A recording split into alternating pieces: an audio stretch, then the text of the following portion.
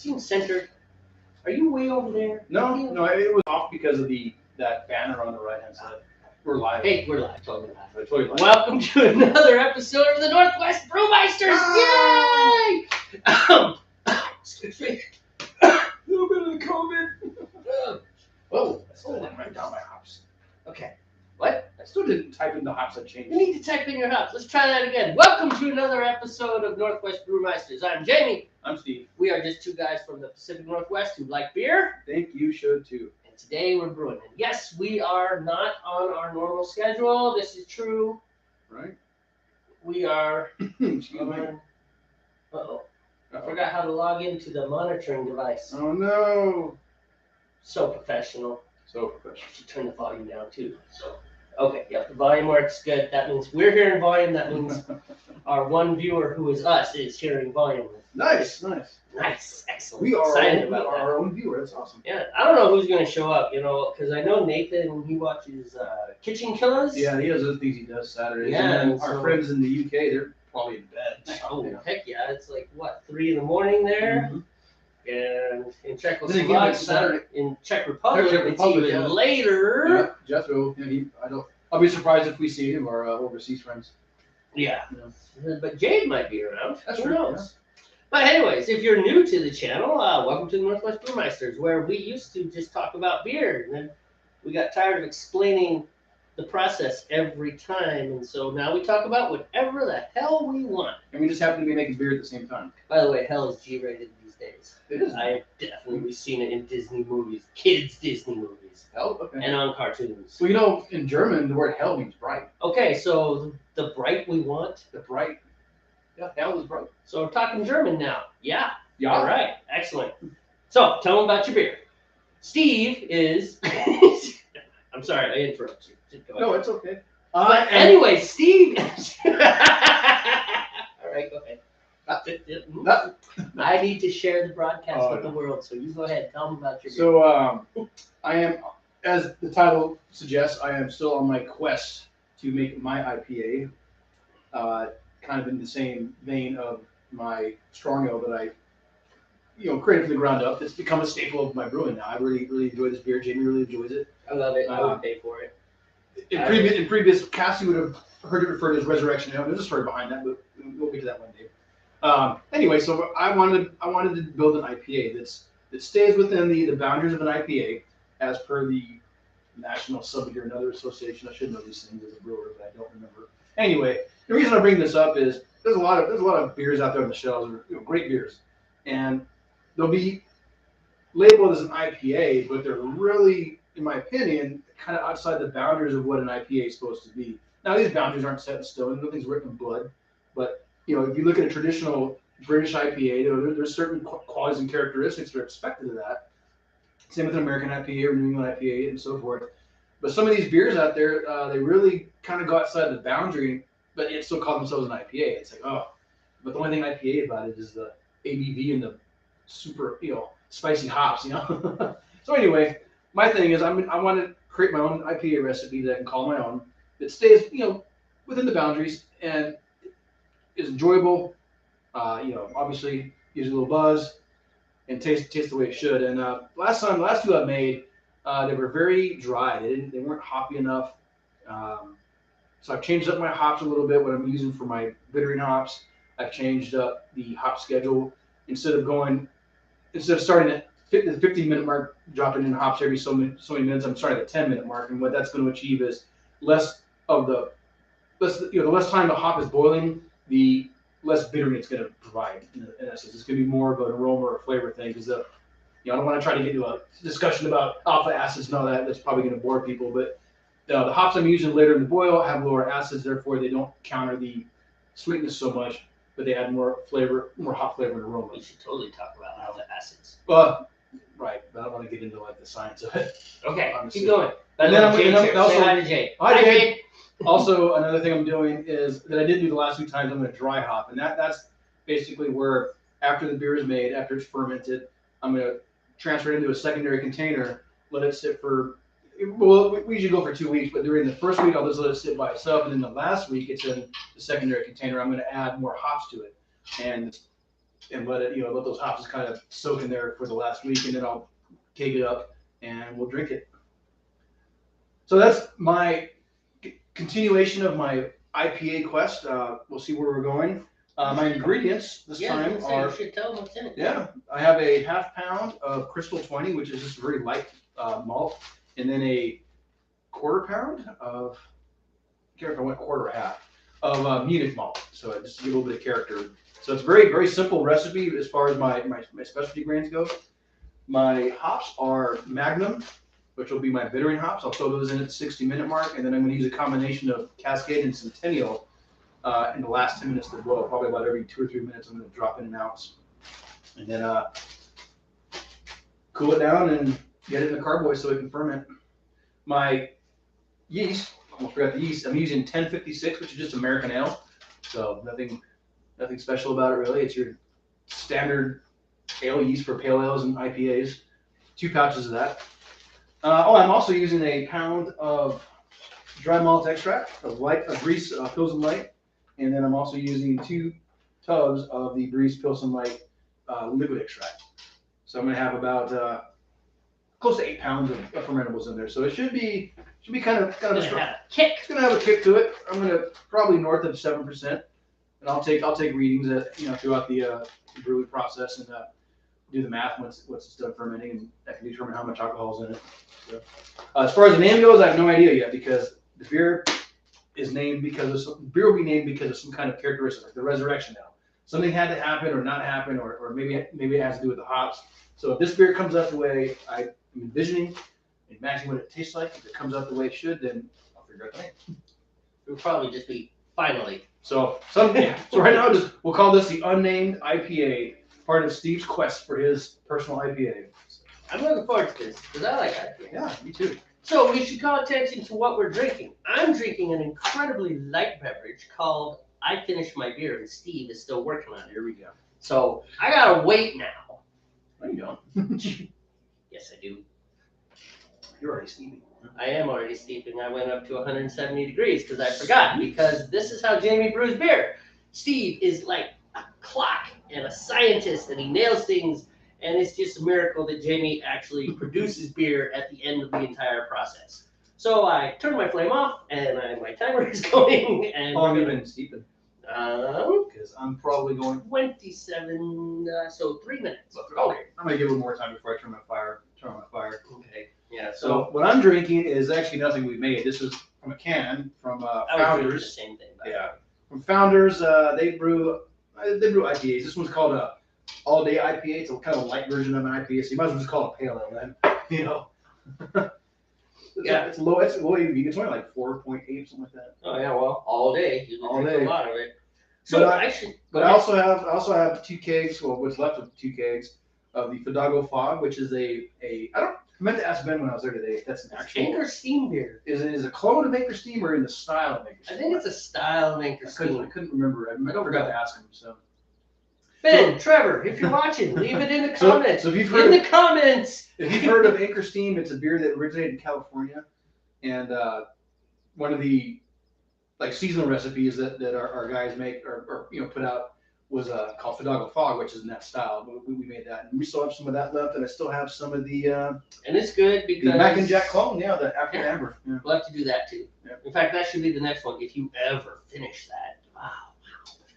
You don't. It's gonna make it slower. Yeah. Don't you dare. Do I need a straw? Yes.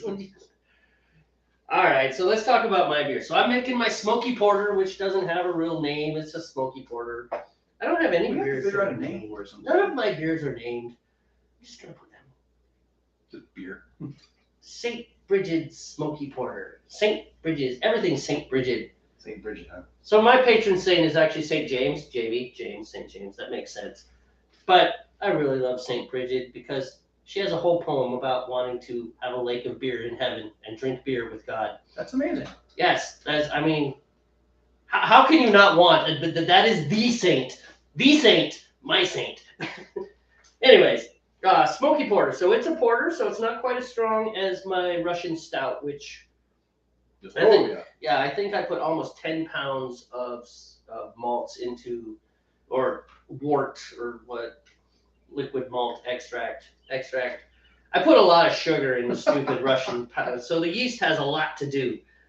This is actually only has 6.6 pounds, so it doesn't have quite as much kick.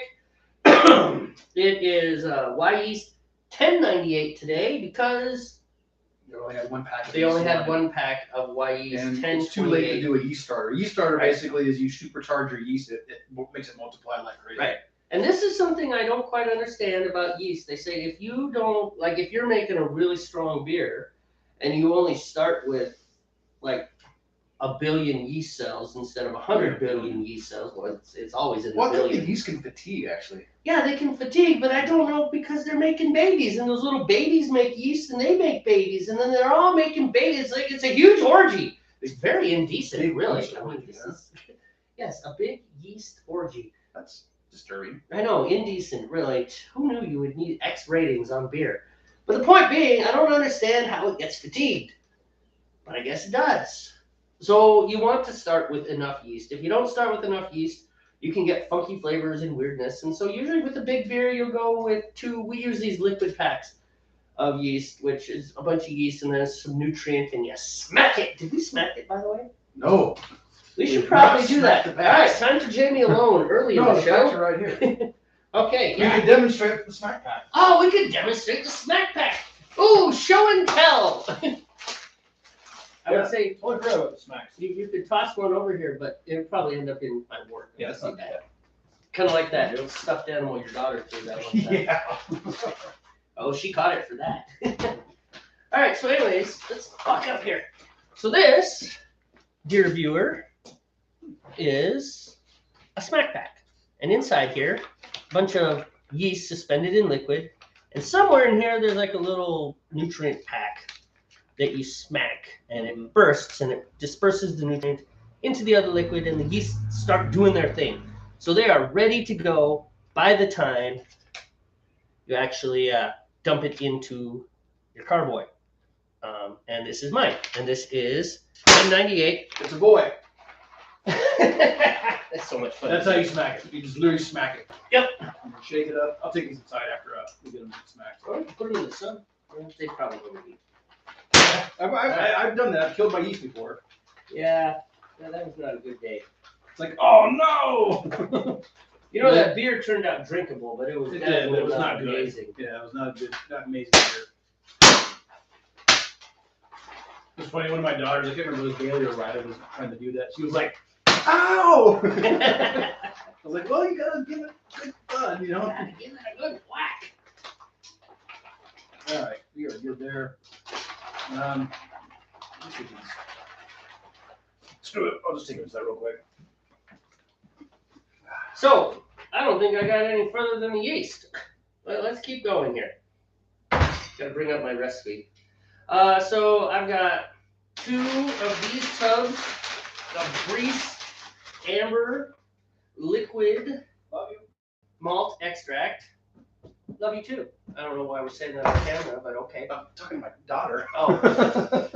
All right. I mean, I do love you as my buddy, but you know. All right, it's got I was talking to uncomfortable. Bailey. A little uncomfortable. All right. All right, got a little weird, man. Yeah. Let's bring it back from the edge here. All right, non-diastatic and unhopped. Right there. And this stuff is basically wort.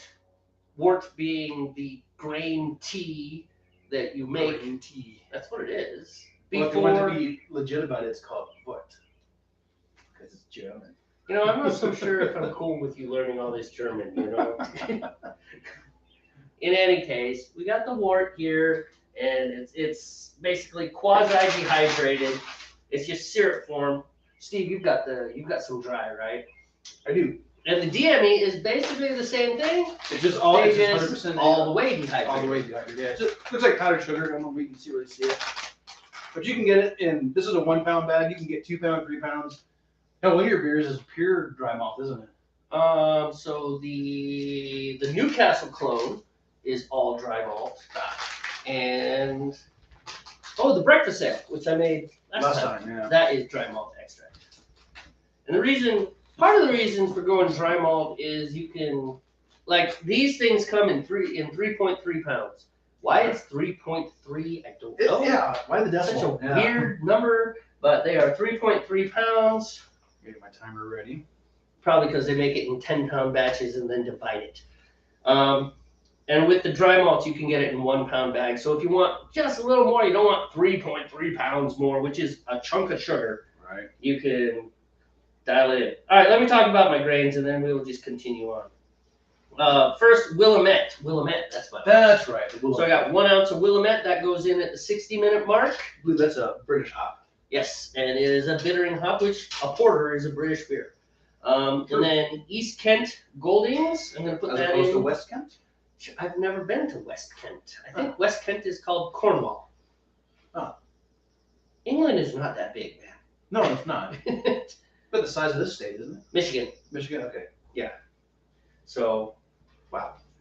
But it has regions, and regions, like you can hear the difference in the way people talk in different chunks. Oh, yeah, yeah.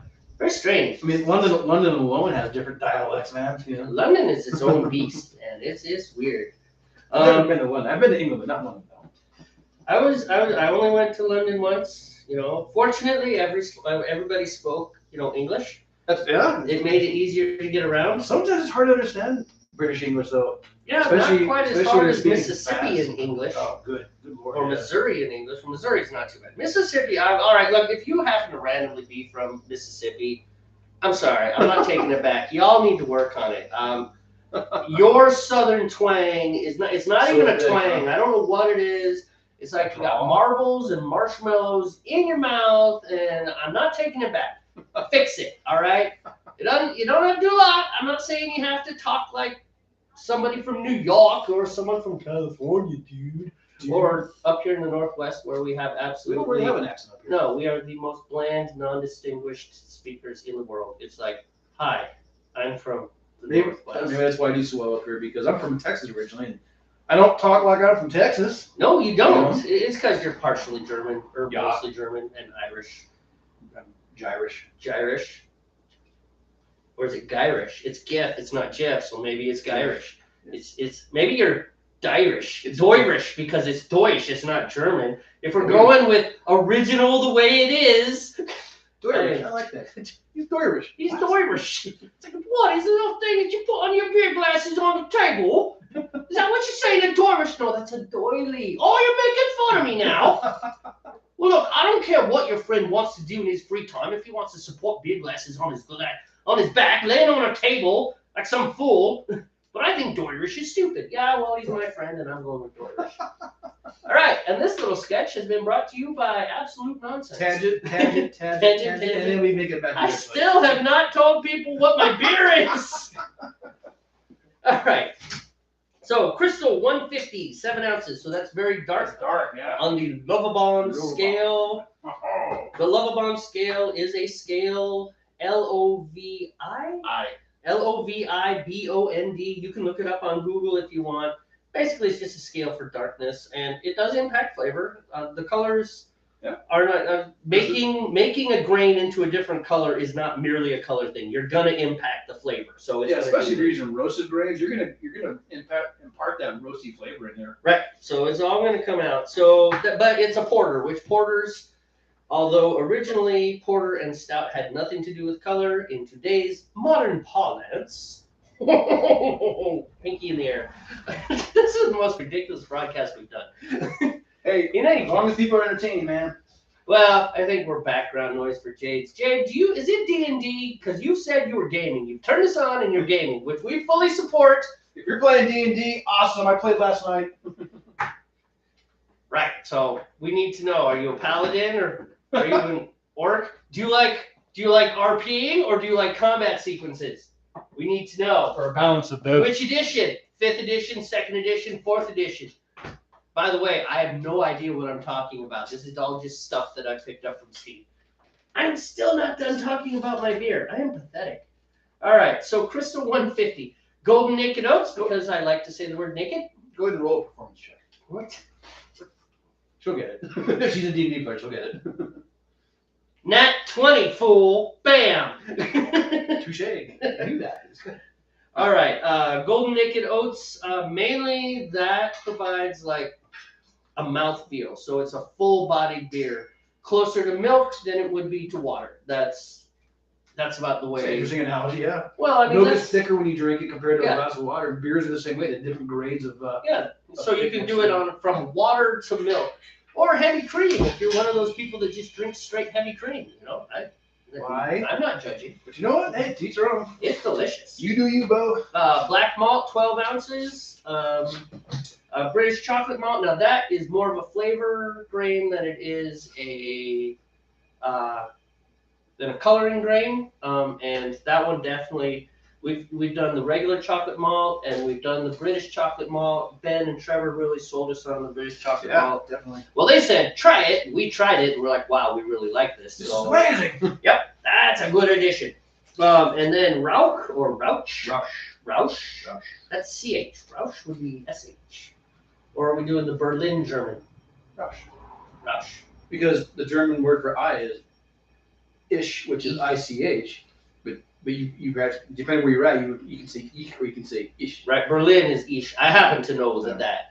In Berlin, that CH sound is more of a sh. Typically, the sh sound in German is SCH. Right. When you look at the spelling, You know more about it than me. I did take 3 years of German in high school. Oh, yeah. And that was 30 years ago. 30 years ago, dude, you're old. Yeah, you're right, Spring Chicken Steve. Little baby Steve. What, a year behind you? Are you allowed to drink beer yet? Should I card you? Dude, I make beer. He's as old as I am. I am. I'm just giving him crap. Anyways, Rauch 6 ounces, and the important thing about that gives it that smoky flavor, which is what I wanted. I wanted a smoky flavor porter. By the way, out of his repertoire of beers he's made, the Smokey Porter is my favorite of his. That's true. That's the one. That was the one where you said this I was does like, not even taste like a are homebrew. we drinking a homebrew? You're like, yeah, it's my Smokey Porter. It Very did not proud taste of like myself. homebrew at all because homebrews kind of have a flavor to them in a sense. You can make some really good homebrews that don't taste like homebrew, but some beers they just something with the malts. I don't know what it is, man, but you can tell it's not a beer that came from like a plant. Not that it's a bad thing, but his beer we were drinking that one time, I had no clue it was homebrew. Oh look, I'm finally down to 160 degrees. Yay! And I've got 12 minutes left. Yeah, I'm at not quite 80. So anyways, that's a lot more information about my beer than we really planned on. No, it's fine. I don't know, did Jay say she was a video game player?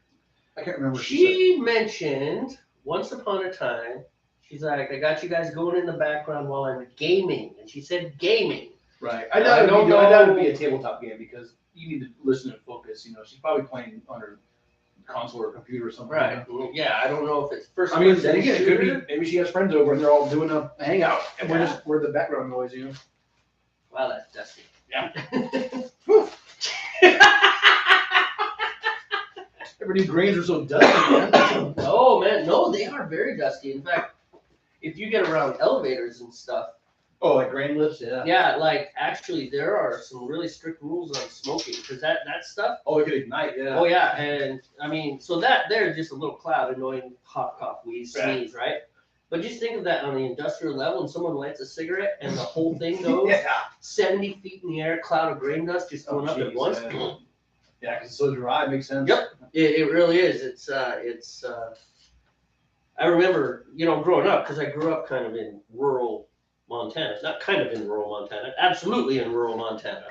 So cows and grain and barley and things like that. That was part of my life, and so you knew about things like that. Sure. Don't smoke around the grain elevator. It's a bad idea. Yeah. I've seen people fill up like a little, 1 or 2 gallon gas can with a cigarette. I'm like, what are you doing, man? Yeah.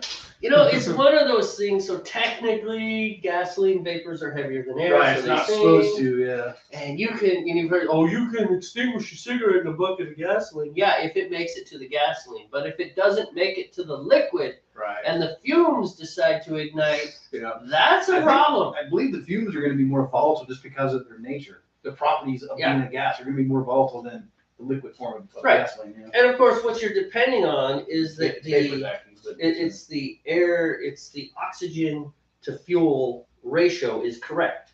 Right. That's one of the reasons that natural gas and propane are actually very safe gases, because their ignition band, where they have the proper air to fuel ratio, is really narrow. Oh, right. It's a really narrow band, so it's really easy to get too much propane or not Which enough will ignite. propane. Yeah. Yeah, and so if you got too much, it won't ignite because it's over rich. It's just like flooding an engine in a car.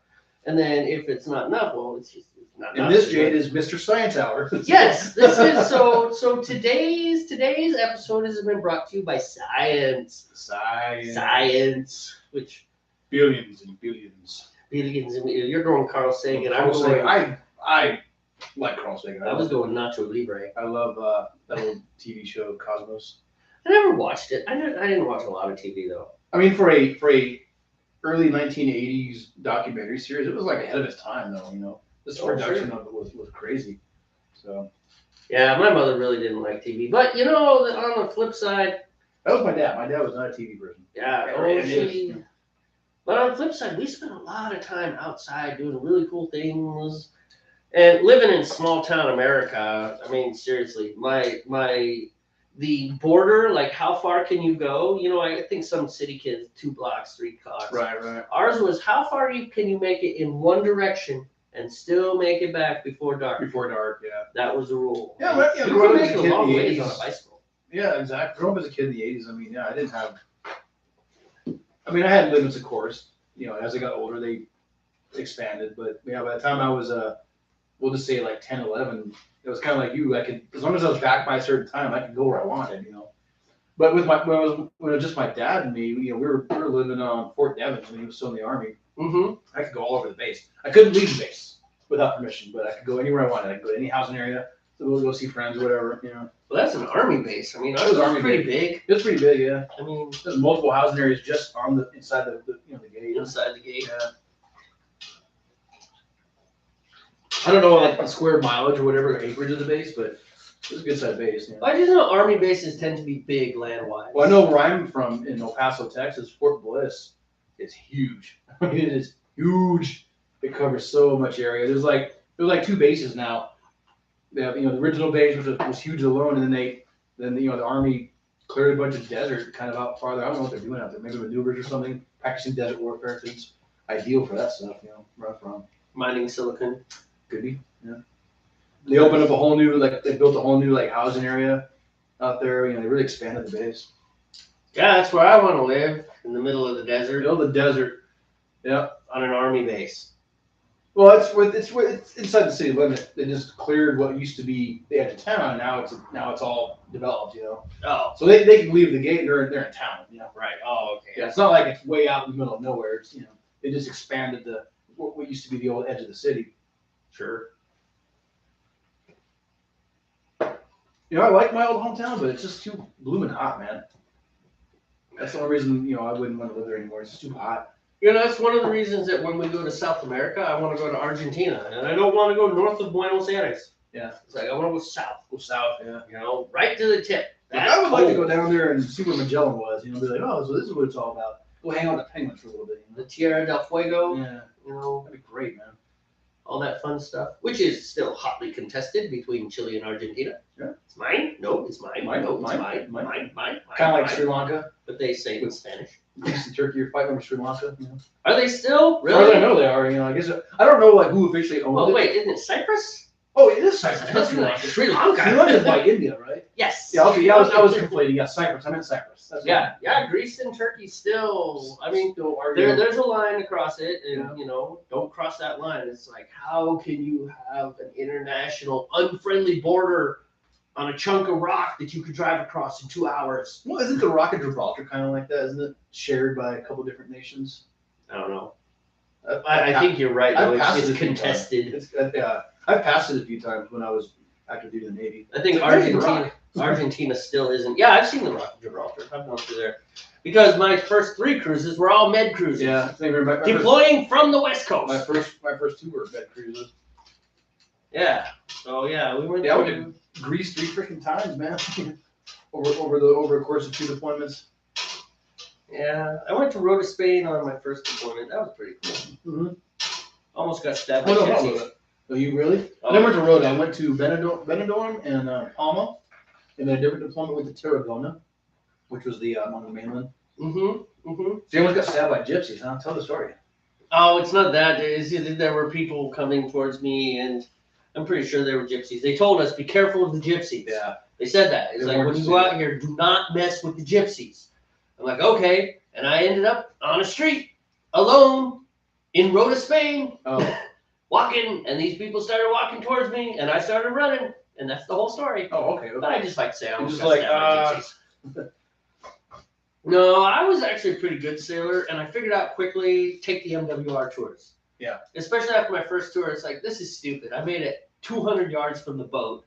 I saw a whole bunch of people that really are trying really hard just to be American, so I can buy stuff. I'm going to get as drunk as I can the shortest amount of time. Yeah. And then I'm going to look like stupid in front of everybody else, you know? And I got absolutely zero culture experience because I don't know what the heck I'm doing. That was the same way. I did tours, took the MWR tours. I took the MWR, and they were good, man. You went out, and sure, they was all scripted, and you kind of went where you had to go.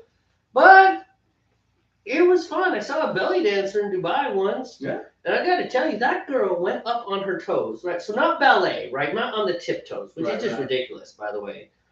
I mean, that is torturous. I don't know if I admire that as much. I mean, it's like a lot of bloody toes for years until you master it. Just screwed up feet. Yeah. If you ever seen a professional ballet dancer's feet, not gorgeous. Yeah, I mean, incredibly strong bodies, right? But yeah, anyways, this belly dancer, you know, and she wasn't like super slim or anything, you know. She had not quite as much as me. I didn't work on that. We'll be talking about being fat later in the episode, because I'm tired of being fat. 240 pounds, man. Oh yeah. Yeah, I'm not 200 that. Not happy. 210-ish.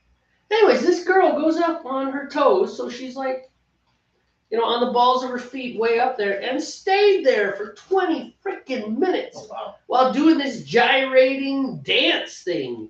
And, you know, I was married at the time, and so, you know, I like looking at pretty girls as much as anybody else, but still, I was like, all right, you know, I'm married, I'm very happily married type deal. I don't want to, but I was very impressed by this on the toes thing. Right. It's like, this is the skill that she was displaying. You gonna come back down? He doesn't have elephants and strong calf muscles. He doesn't do that. Like, you're just like, oh, I'm stuck in the mud. That's okay. Attach a couple chains to her shoulders and just have her go up on her toes. She'll pull you right out. She'll get you out. Yeah. You know, and there were some cool things. You know, a lot of it was staged. It was a Bedouin camp in the middle of the desert with electricity. Yeah. But I bought a couple really cool bottles. They're these sand art where they fill the bottle with sand, and then they like put these spoons down in there, and like they make this whole picture. It's very cool, actually. And I got one for my mom and dad and one for Lydia. Lydia still has, I mean, my mom and dad still have theirs too, but they have it. And it's really cool. One was in like a Jack Daniels bottle or a Bacardi bottle, and the other one was in like a much more classy bottle. Mm-hmm. Anyways, that was fun, and other things. I went on a horseback riding tour in Dubai. Super fun, really interesting, because, you know, back then I was in really good shape. So I was like 190, 200 pounds. That's about what I weighed my whole Navy career, 200 pounds, give or take. Right. And so that's pretty stout. And we went to go get our horses, and I saw this horse that was probably about 16 hands or so, which is pretty tall, but a big horse. That is not your horse, Saeed, which I don't think Saeed is the right insulting, stereotypical slur, but it doesn't matter. Mustafa, it's not your horse. And the reason it wasn't my horse is because it was a mare. And men do not ride mares. Men ride male horses, which male horses will either be geldings, which means they've been castrated, or studs or stallions, which you don't want to ride a stud or a stallion. A stud's been bred, a stallion is a virgin stud. That is the difference. Huh. Yes. I don't know husbandry, so. Yeah. Your daughter can tell you all this stuff. Yeah, she's really good. Yeah, she knows all that stuff. Yeah. So anyways, you don't want to ride a stud. A stud horse is the most evil animal in the world. It is Satan incarnate. It believes that you want to steal its mares and breed with them, and it wants to kill you. And it's like, I'm a human. I mean, there are weirdos out there that do that. Yeah, I'm sorry, but I'm not one of them. Yeah. But yeah, stud horses comes to mind. Okay, the town of Enumclaw. Yeah, I know what you're saying. A number of years ago, a guy died by he was impaled by a horse. I don't even. Was impaled by a horse. I don't even want to know. I did. Yeah, that's so wrong. He was, We went from. This is gross now. Yeah. Let's I'm back sorry. up. This. Anyhow, the point is, I got put on a much smaller horse. Okay. But that horse was a gelding, therefore it was okay because we had a man on a male horse, and this is culturally acceptable. I know, surprise! All right, hey, I'm at temperature, just a boot. Oh, sweet. So we got things. So obviously it's Saturday, and it is later in the afternoon, early evening. All right. I got church in the morning, and we had to push Steve's car out of the garage, and there were just things. Things happened. My kiddo has his birthday tomorrow, so tomorrow is all about my kiddo. I will not have time to broadcast and brew beer, and I really wanted to brew. I want to stay on the 2-week schedule. That's part of it. I do. I want to stay on the 2 weeks and stuff. And I want to get this porter going so that I can brew a beer that I can actually drink next week or next 2 weeks. So anyhow, there we go. We're going to go over here. Pot cam. Get the little, it is. We should go to Pot Cam. Pot Cam. Do. All right. Wow, man, so dusty. First, we'll lift these up and allow Steve to make faces and not actually say anything, but imply a lot. All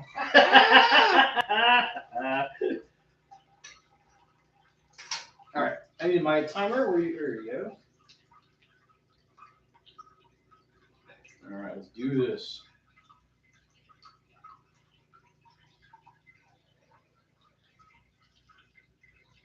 You got the aiming flame? Because I turned my flame off because I went way over temp. Right. I'm sure it'll be fine. It'll be fine. But it doesn't change the fact that I went way over temperature. So my flame is off. All right, I am going to start my timer. There we go.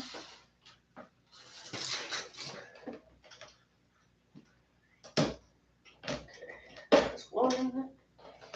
Just gonna untie these real quick.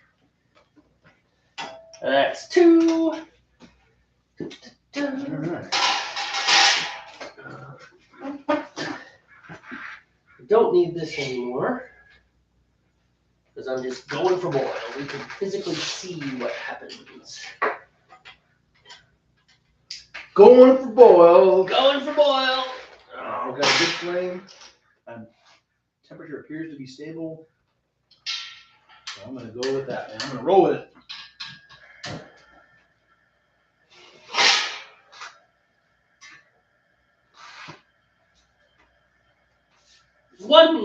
One sticky bucket. Hello, sticky bucket. I have the lid over here for you. Little. Go ahead and hand it over here. Go back there for now. You will go there. Yes. Why don't they put little tabs on these? You would think, man. Who is this?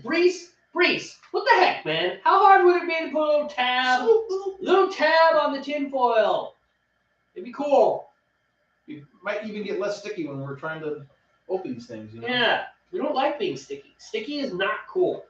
Uncool.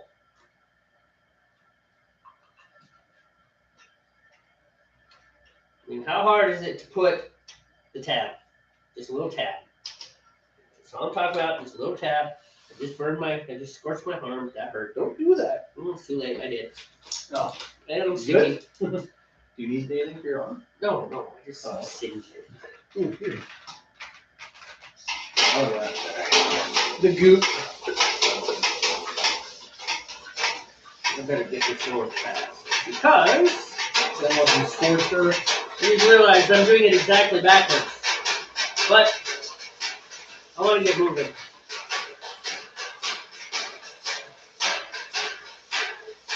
Because I would like to be home before midnight.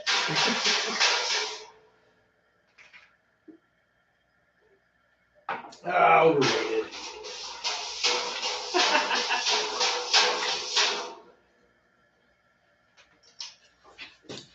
I'm going to move this over here.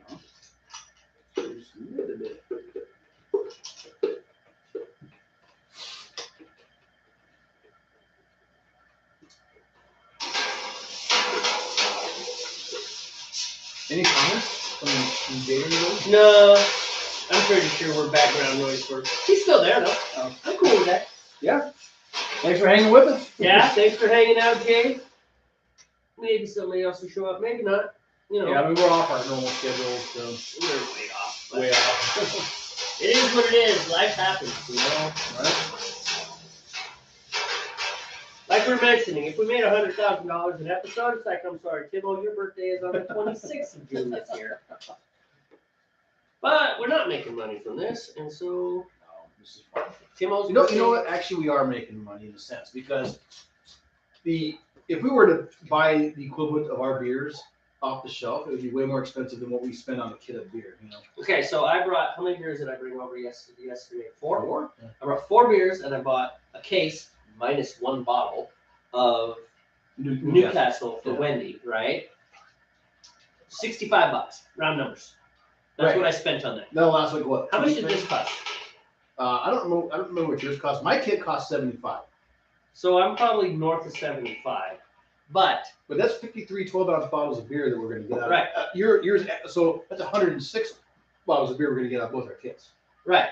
So your point is taken. Yeah. Your point. If we were to buy that off the shelf, it would be way more expensive than the $75 I spent on ingredients, which I think because I went 2 packs of yeast and a pound of the dry malt. That's what kind of pumped mine up, a little higher. Yep. And I've got quite a few hops too.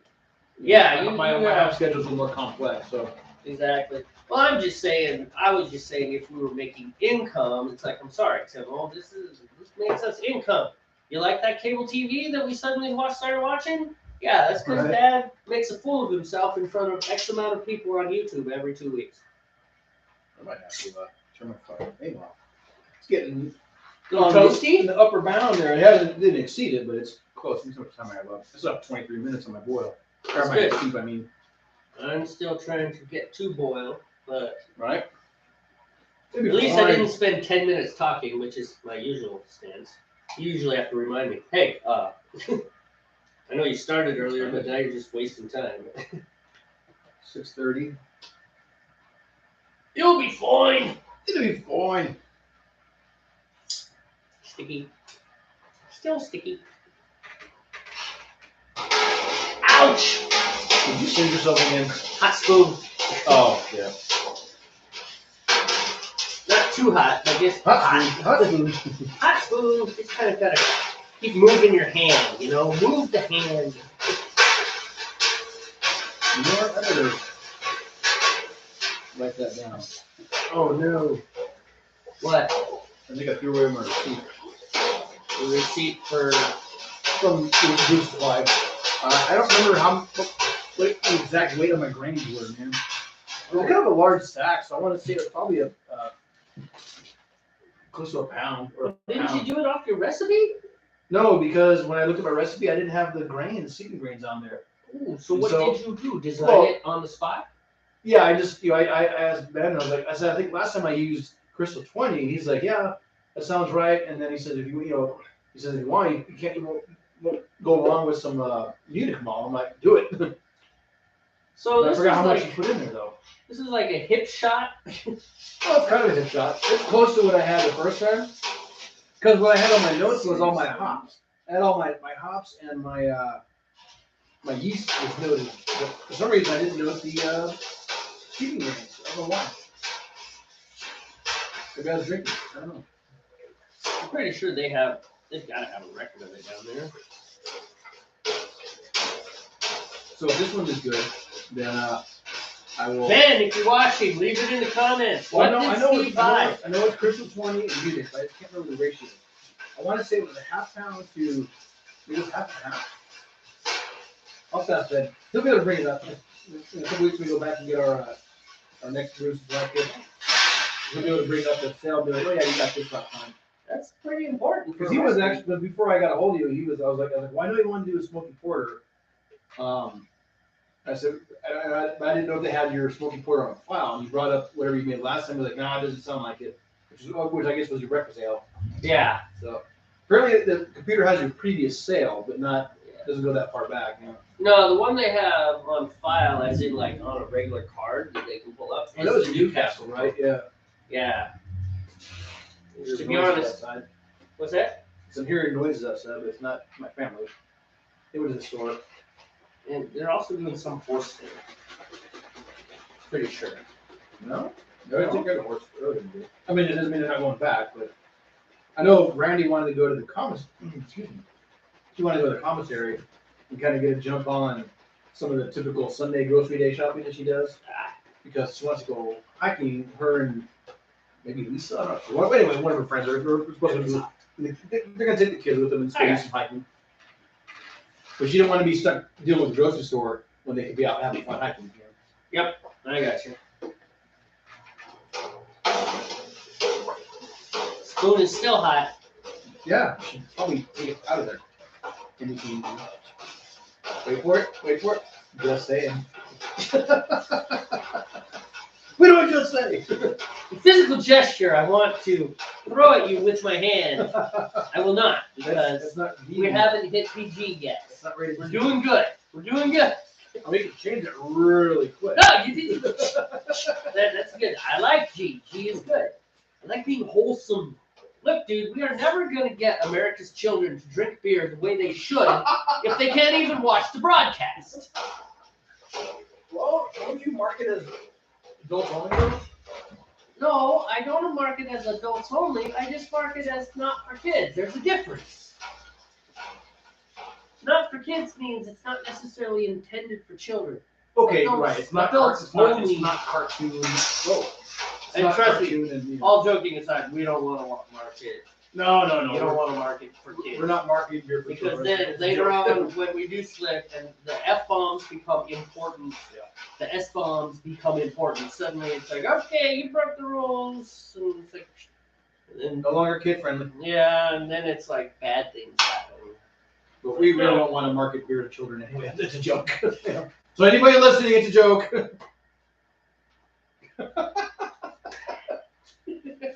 Hey, oh, there's the sheriff. Hi, how you doing? I didn't say we're selling beer to kids. I said I think kids should drink beer. There's a difference. It's abstract. It's not concrete. Well, you know, some of the puberty much. Mm-hmm. Some of the European countries, I mean, children are allowed to have beer, you know, like publicly. Yeah. I know in Germany it was a thing. I don't know if it's still a thing anymore. In certain states in the U.S., right, a parent can say, "I allow my child to drink." I think Montana's one of those. Texas was like that when I was growing up. As long as the parent handed the beer or the, whatever it was, it had to be a beer, but right, the drink to their child, it was okay. But it couldn't be a server. It couldn't be somebody else. It had to be the parent. You know. I remember being like 16, 17. And going to like Chili's with my uncle and ordering beers. And the waitress said, yeah, as long as you hand it to him. Yep. And Washington, I don't know, at least as long as I've lived here. I used to live here in 97, so 94. 94 was the first time I lived in Washington. Oh, wow. I didn't realize you lived here before the Navy. Yeah, down in Seattle. Kent, that's right, because you worked on a boat for a while. Well, I worked on a boat for a while, and then my friend Brandon, he wanted to move to Seattle. Of course, they're just kids. Ooh, exciting. Let's do this. Before I was all political and all that fun stuff, you know. Realized how much I loved certain laws of my home state and hate certain laws of this not my home state. I was stuck here for a while. So, all right. I think we're all mixed. I don't think I got any scorching problems going on there. Probably not. I have 17 minutes remaining on my... My hands are sticky. I will be back. I'm going to have to add some limited steam alone, which is fine because usually it's Jamey alone. All right, I'm going to bring up my flame again. I don't want my steeping my tea here to get too cold. Yeah, looks good.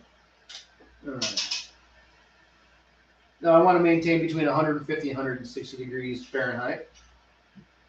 Ideally, I like to target 70 degrees Celsius. It's kind of like the perfect middle ground for temperature. Yeah, I was getting a little too cold. Let's go ahead. You want a pot cam? Do a little pot cam. Pot Do pot cam. All right. Part of the show where we look at the pots. Yeah, you stoners, I know what you were thinking. Stop it. Stop it. Just stop it. A family-friendly show.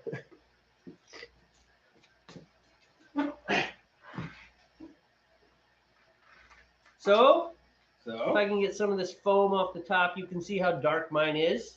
Like almost black. It's like coffee almost. It's like coffee. Yeah. Like good coffee, like coffee you Mine can't is see. mine is through. like straw. It's probably hard to tell, but it's like straw colored, kind of, blonde-ish. Blonde-ish. Like the Germans. Yeah, like the Germans. You're gonna put it in a bottle with 2 blue dots on it. A blue bottle. Or the blue eyes, yes. They're being so evil. I know.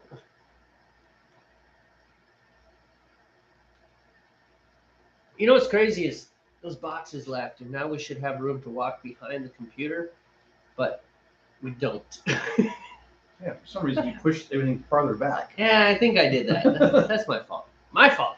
I'm sorry about that. I apologize. If I can just get that motorcycle operating, I'm gonna sell it in a heartbeat, man. I do not want it anymore. Just not your thing. I just don't care to ride anymore. Too many people I've known died. I know it sounds kind of sad and morbid, but it's the truth. I've known too many people to die, and so I'm afraid of dying on this thing. Motorcycle wrecks could be pretty gruesome, Is it fun? That's the thing. Yeah, when you're Okay, so it is still fun. All right. I don't know. Sure, I When's mean, the last time you took that thing out?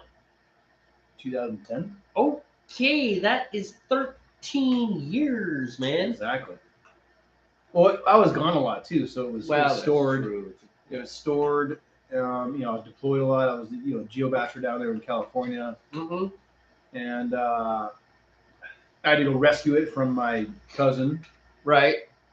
when my uncle passed away. He was watching it for me, And then when it went to Lemoore, I was on sea duty. I was always gone, Right. So it sat, and then I did go to shore duty, but by that time I didn't care about it. It just kind of sat there. And so when I retired, I just loaded it up on a trailer and brought it home, and it's been in the garage ever since. Yeah, comfortably protected. All right, Yeah. back to normal cam. But we'll just leave pot cam sit right there. You guys can all look at pot cam's butt. It's a small butt. Kind of narrow, but Kind of narrow. There's really nothing attractive about it. It's not even a butt. It's just the back end of a camera. So, in any case, we should talk about deep subjects now. Deep. Okay. Deep. Like as in violence is the last resort of the incompetent. Yes, we had that conversation. We did, and I didn't want to ruin it. There's way too many things we talk about that I think would be great on the show, but if we talk about them too soon and then try to talk about them again, it's like I'm regurgitating what I already said. I have no passion for this because we already talked about it. Right. Which is why sometimes I try and avoid talking things. Wait, where? I've got to move my cardboard. Oh, okay. Goodbye. So, violence is the last resort of the incompetent. I either read this or I heard it. I think I read it. Maybe I heard it. It doesn't matter. It was a discussion about that saying. And a lot of times, what the guy was saying, I'm quite certain that I heard this. What the guy was saying was that we often take that saying to mean that violence is an unacceptable solution and only incompetent people use violence as a last resort after they're losing. And then he said, but what if that's not really the case? What if he said that for the incompetent, violence is a last resort, implying, therefore, that for the competent, violence may be a second option, or it may be the first option. It's not always a last resort. What do you think, Steve? Okay, what's that? He has no idea I have because no he idea missed what you're everything. All right, I'm gonna encapsulate. Yes. Can I have those real quick before you do that? Yeah, sure. How far back do I need to read? Jeez, how far back did I put them? you bought a lot. That's awesome. Costco run. All right, so I'm going to recap what I just said really quick. Okay. Okay, so basically the idea being violence is the last resort of the incompetent, usually taken to mean that incompetent people, in trying to succeed in a situation, basically win whatever it is, as their last resort, they will finally use violence, right? Right. Whereas, and then the implication being that violence is never a solution, but incompetent people use it, right?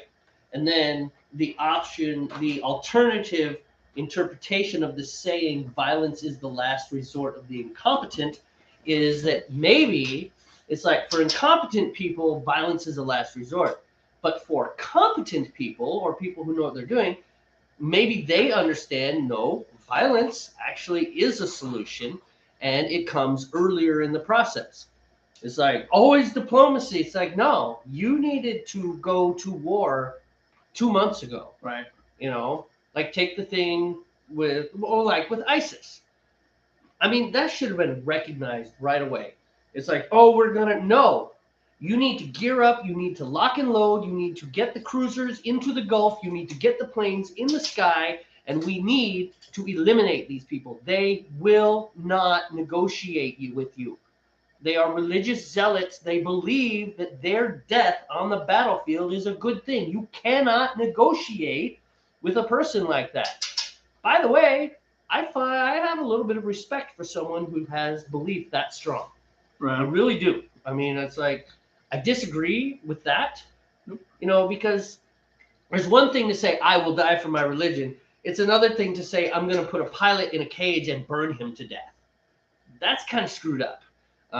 So, yeah, you don't get past that. But this whole, I believe whatever it is I believe so strongly that I will fight you to the death over it. Mm-hmm. I kind of give him props on that one, but still,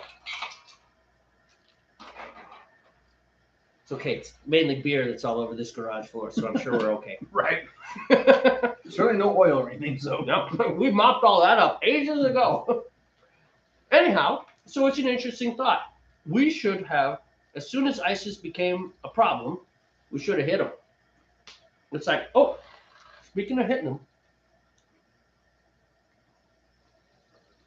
we have reached boil. Back to pot cam. Pot cam. Pot cam. And we are boiling. And you can see that Steve's is even more straw colored now. Mm-hmm. The scarecrow will be proud. This isn't even roiling. This is a raging boil.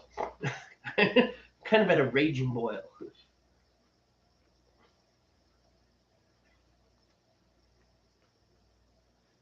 So now what we need to do is get this boil under control, and then I'll add my hops, and then I'll start my timer. 60 minutes. So in any case, what do you think, Steve? Violence perhaps is not the final option. Maybe it's the first thing. Maybe you go straight to it. It's all situational, Yeah. That's the way I look at it. It's situational. But do you think it makes sense that it is not necessarily always the last thing? No. Sometimes you got to start with it, I think, honestly. I agree with that.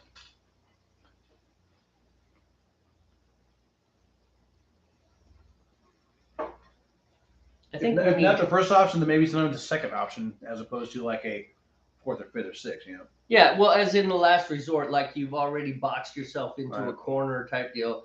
Like with ISIS, by the time we finally engaged with that group, they were powerful. Now, we kind of handed their heads to them once we finally kicked into gear. But the thing is, at that point, they had vast swaths of land. They had civilians that they could use as hostages. Now we don't just go and roll in and attack an enemy. Now we've got to dance around these innocent, Right. Arab people, whether they're Iraqis or Iranians or whatever, all those areas that ISIS controlled. We had to dance around all these civilians who, they didn't deserve to die. Although a lot of them did, just because they were the wrong flavor of Islam. I forget, were ISIS, were they Shiite or were they Sunni?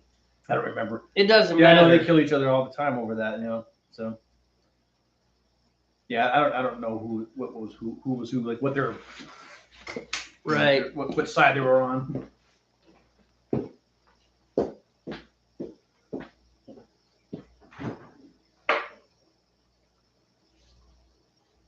Mine's still in the bag. That's what you said, right? Yeah, yours is in the bag. Yeah, you got a grip of hops there, man. Yeah. Part of my master plan. He's like a bunny rabbit bear. Bunny rabbit beer. Hoppity, hoppity, hoppity. Hoppity. Oh, hey, we got a comment. Oh, sweet. And it is from Jay. She said, just tune in again. And I agree with you. The religious zealots needing to get shut down as soon as they stir the pot. Right, and the thing is like, instead of doing this diplomacy dance, it's just like right away. There's no room for diplomacy in that circumstance. Yeah, because they, those people, again, they are willing to die for their release. It's like you're not negotiating with that. Wow, I'm too hot again. The whole. I didn't exceed my temperature, but it's like timing. However, I only have 4.5 minutes left on my seat. And Jade says, agreed. So since you are paying attention, Jade, once you said that you turned us on while you were gaming, we want to know, what is gaming? Are you playing D&D while we're doing this, or a little first-person shooter, Call of Duty? Everything is so PC now. Yeah, excessively so.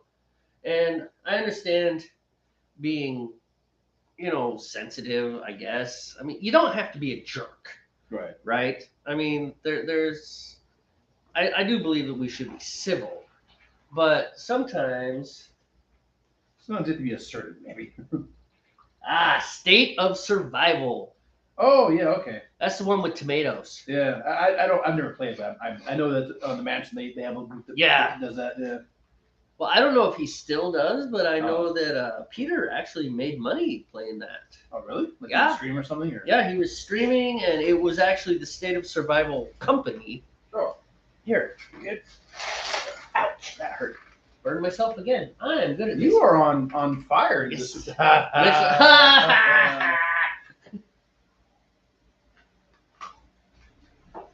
Okay, this set of sounds outside the door is your family. That is my family. Yes, it is. Returning from their little excursion.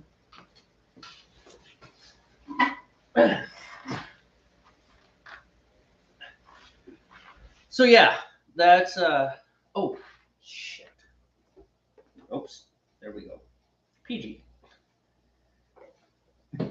Yep, we're no longer rated G. How long has it been? I'm gonna say it's you know what? I'm just gonna go an hour. I don't think it's actually been that long since I threw my hops in. It was just a few moments. Maybe 2 or 3 minutes. Yeah. And those are bittering hops anyway, so it's not gonna be a big deal. Right.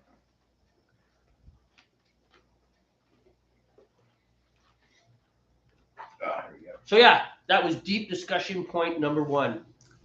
Well done, Steve. All right. Push the conversation forward. Sounds good, man.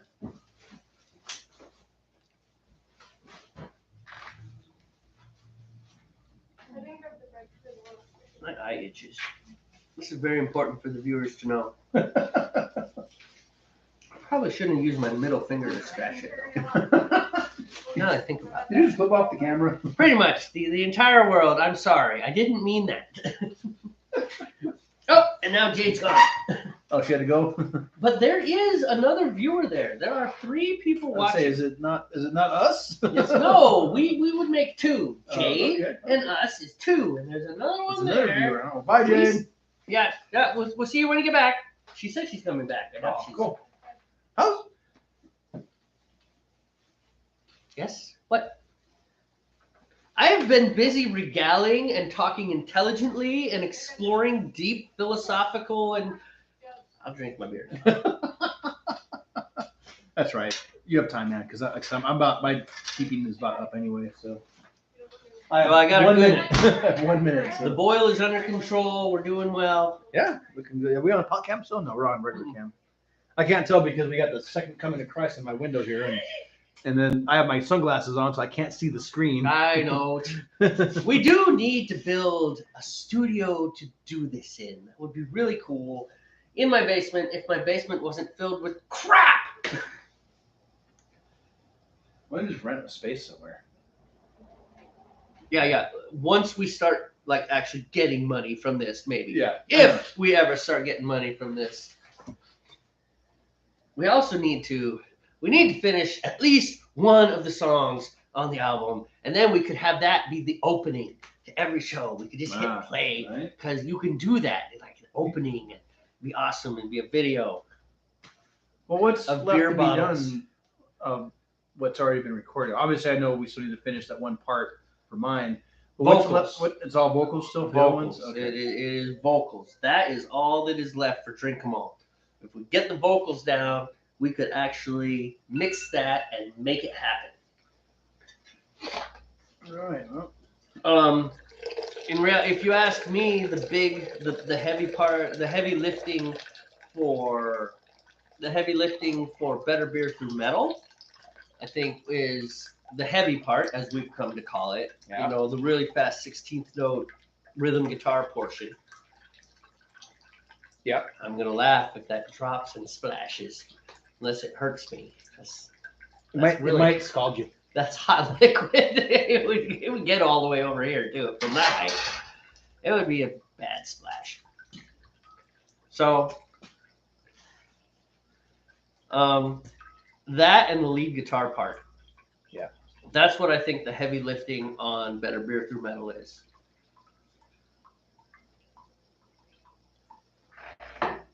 And the other three, there's really actually no heavy lifting involved because nothing is complex on those songs.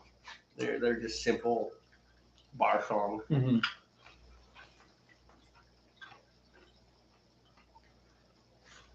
Depends on how fancy you want to make them. Right. You can go simple guitar, bass guitar, drums, vocals. That's easy. I'm gonna keep it easy. Or we could add a violin player and a string section.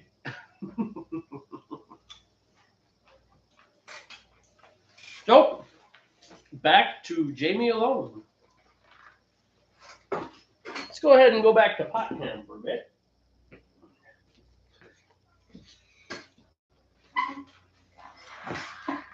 You can see the little chunkies in my beer as the proteins start to coagulate and drip together.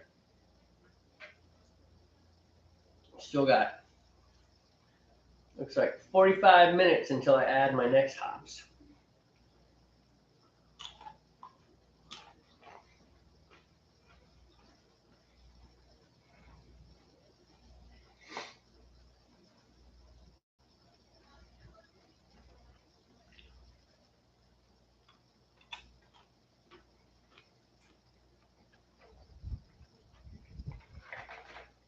What else is there to discuss and talk about?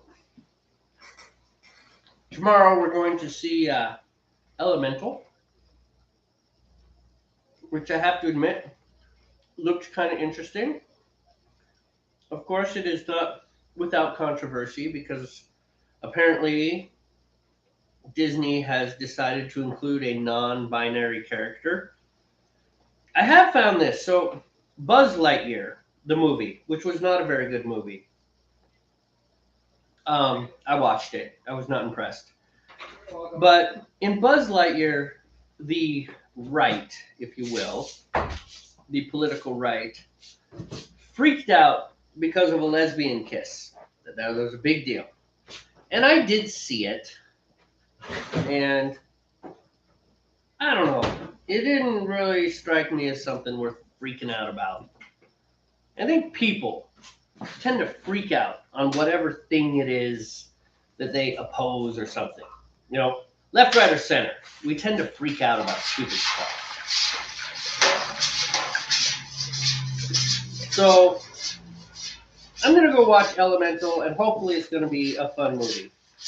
I don't have my hopes up because I gotta tell you, Disney has not done a good job lately. They just haven't. I mean, regardless of the politics involved with things, the movies just have not been good.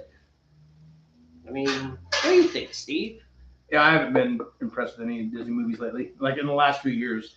Yeah, they just haven't been good movies. They're just Regardless of virtual signaling and politics, whatever. yeah. Take The that. movie just is not. This movies have just not been good, in my opinion. It's like the story wasn't gripping, the character development. I didn't care about the characters. It's like, Right? oh, Captain America's old and he died, and I'm like, and so who cares? I wasn't invested in that character. Ooh, sticky outside the pot. Oh, yeah. It's oozing down the side. Oozing. That's gonna burn. You're kind of sloppy there, bud. I know. What's going on here? Not using very good control there.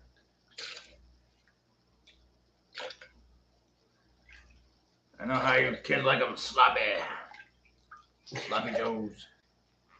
You know a movie I did watch that I didn't think was amazing, but it was kind of fun.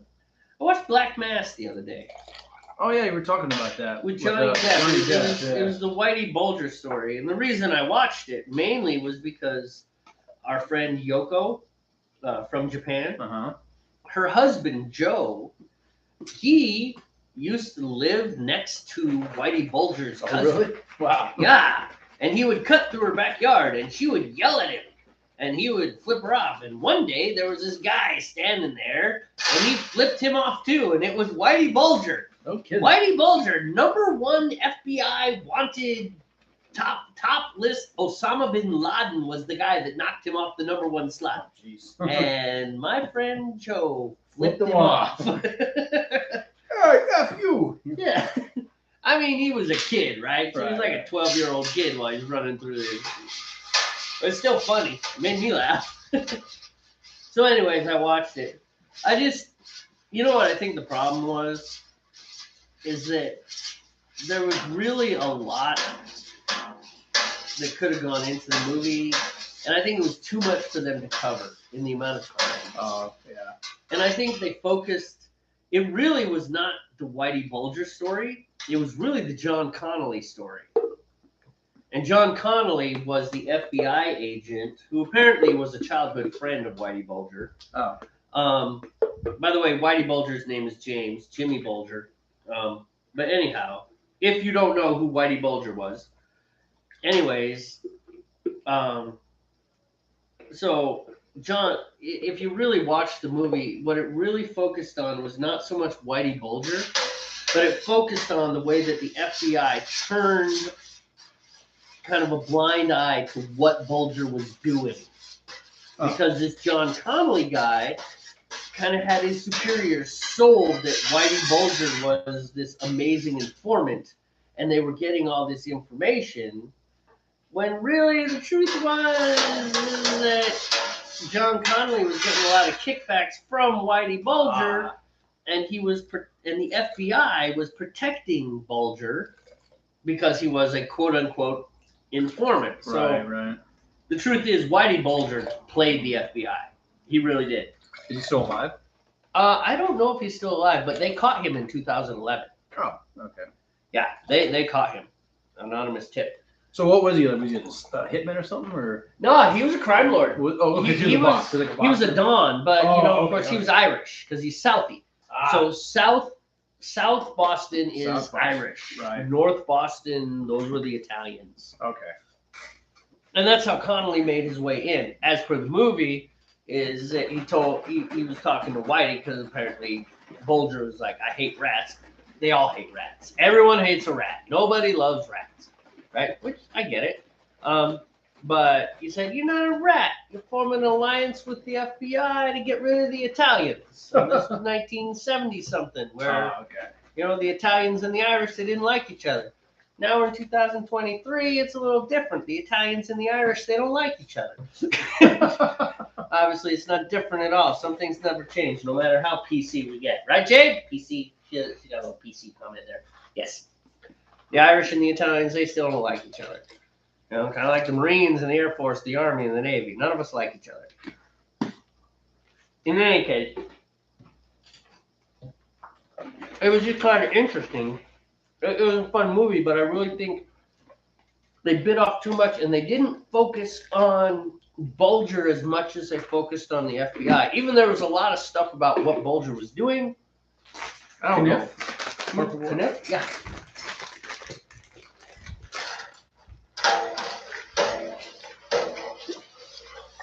Carefully passing the kniff in front of the camera. Kniff. The handoff. That was very artistic. We should have had a soundtrack to that. Whoa.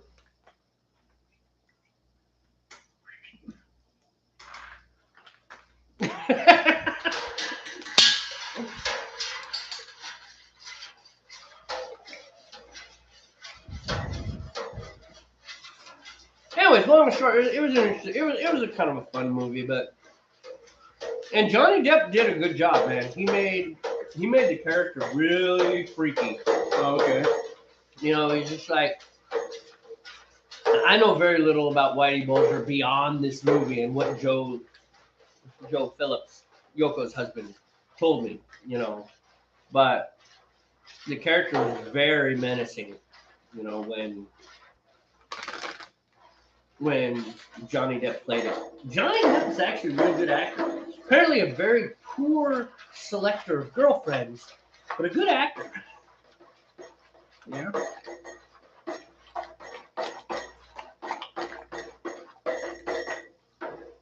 Nice whirlpool. You know that. All that dry moth's been dissolved. Dude, you are, what the heck, dude? That's right. It's not a boil over.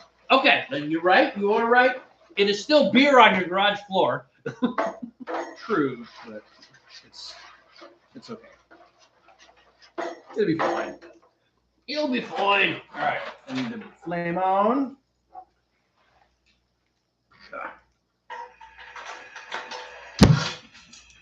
Whoa. All right. There we go, man.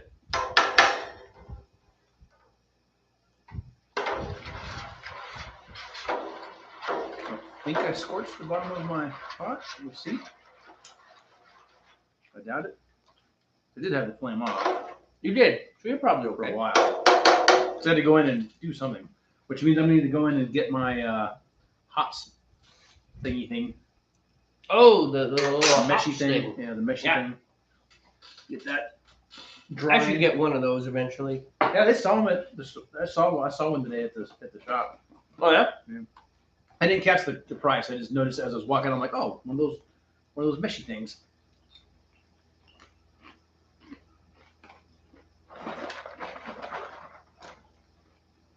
Probably not more than 10 or 15 bucks, I imagine. Yeah. Oh, you are. All right, I gotta step inside for a second. Oh really? Okay. Bye. Business, man. Beer comes first, dude. Yeah, we did say that, didn't we? Maybe he could be the beer guy and I'll be the camera guy. Thing. But I like to brew beer too.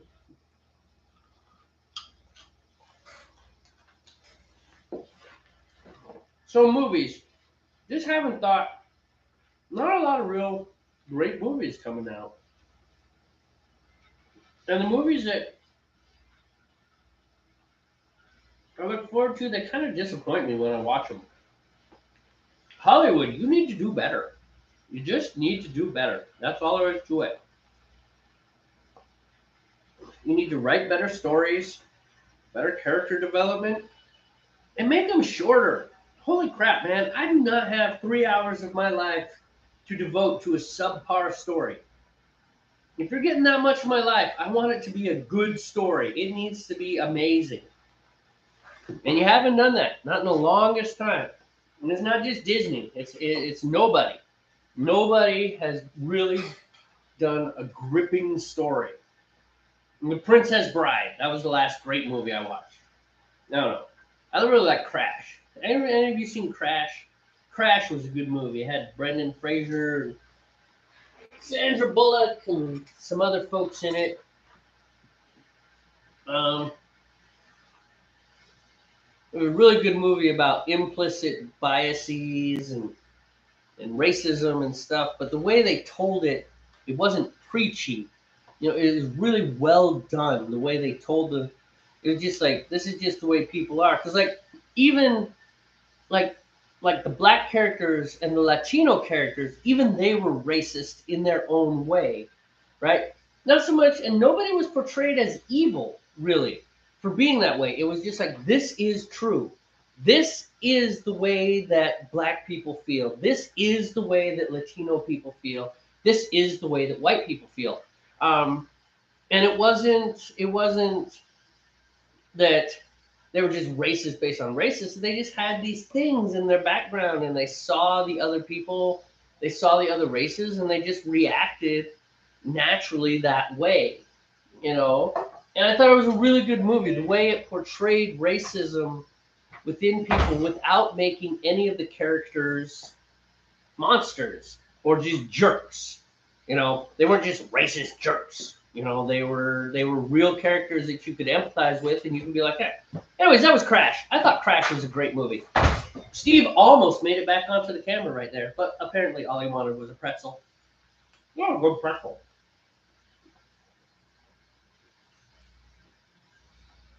Let's go ahead and go back to pot cam, because it's more active than I am.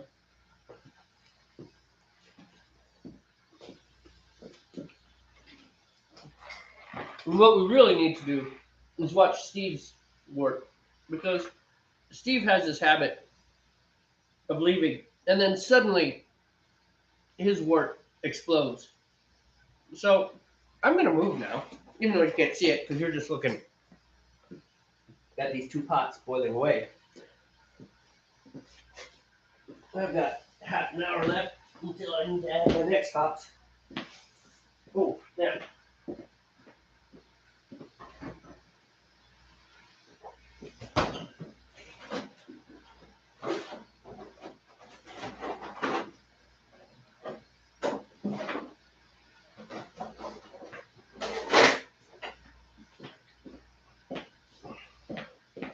We'll be back. Talk amongst yourselves.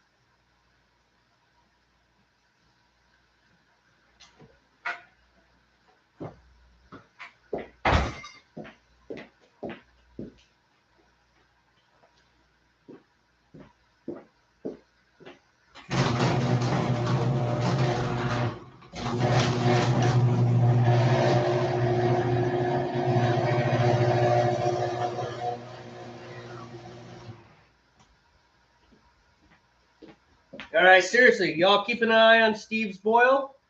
It's not boiling yet. It's starting to move though. I don't know if you can see. Can you see that movement? Yeah, the monitoring ain't that great. You can put some shade over here. Shade over Steve. No, that's not gonna work. It's in the shade. It's kind of bright in the camera. Anyway, it's starting to move, but it's not boiling yet. I gotta watch it. Steve has a bad habit of boiling his beer over. So let me know in the comments if Steve's beer boils. I won't be able to hear it, so I guess it's kind of pointless. I'll monitor from the sidelines.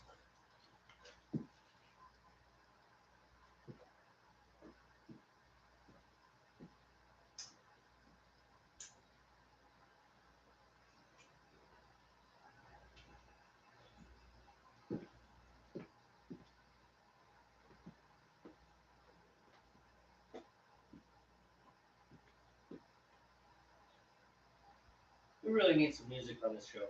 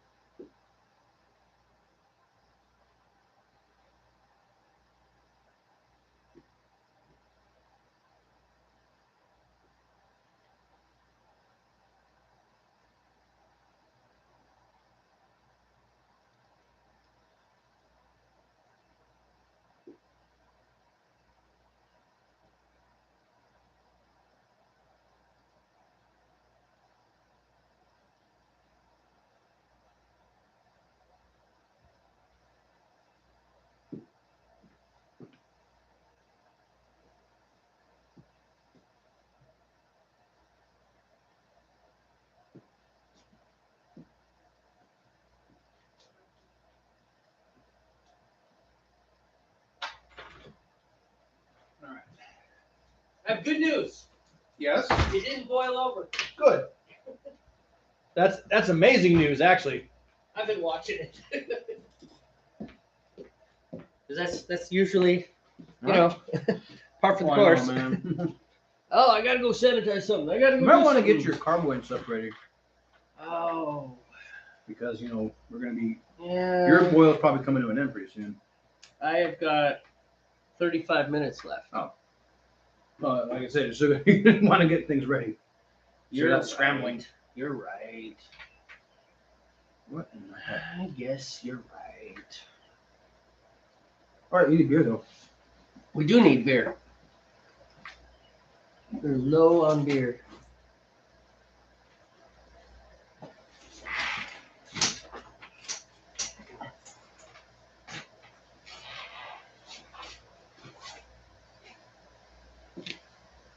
Here is my glass, brother Steve. Mm-hmm. Here is mine. Oh, look at that. 2 empty glasses. That is a problem. Yeah, we're gonna rectify that. I still need to clean up this thing, man.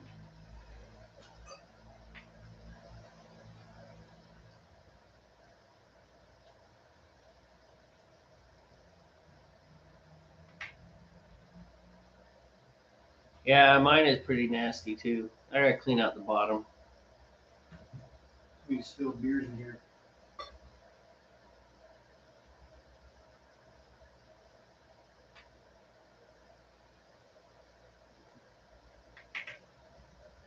Yeah, I don't take care of this. It's probably gonna stink. Well, it's cold, so it's not that bad. Right.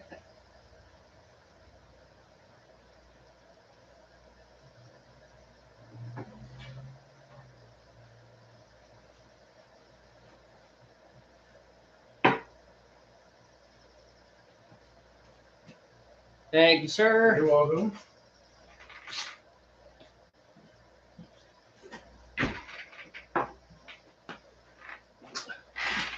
I'm not even wiggling yet. It's moving. I see it moving underneath the foam. If you look, it's moving, but yeah, it's definitely not doing much beyond that. No. All right. We'll get there. And then once it boils, then we get the new part where it boils and then it stops boiling. And then we turn it up. And then it boils too much. And then we turn it down and it stops boiling. Right. I love your pot. It's very entertaining. Keeps you engaged. Are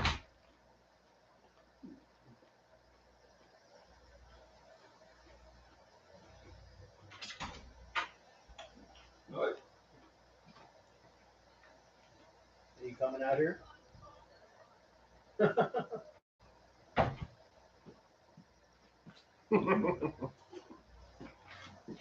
All right. What time is it? I've got 32 minutes. You get about 30 seconds. 30 seconds.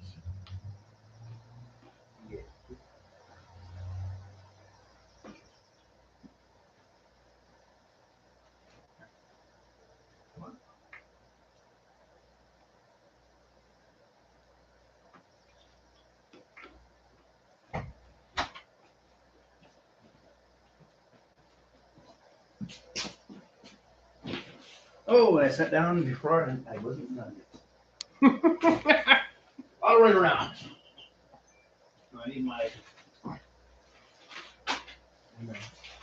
bittering hops here. Chill water's still chilling? Yeah, I mean it's on the counter in there. There's no room for it. Oh, yeah. Well, that's the way life is. I don't have any room to put it, but it's on the counter.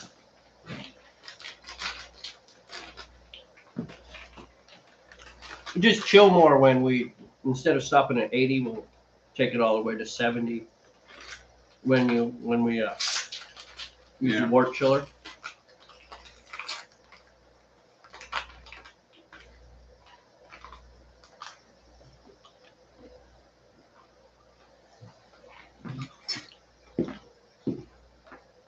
Back to normal cam.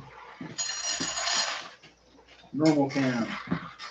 What is normal? How can you define normal? Normal is what is accepted by the majority of people. You know, it's what works well and allows you to function in society. You know, I'll buy it.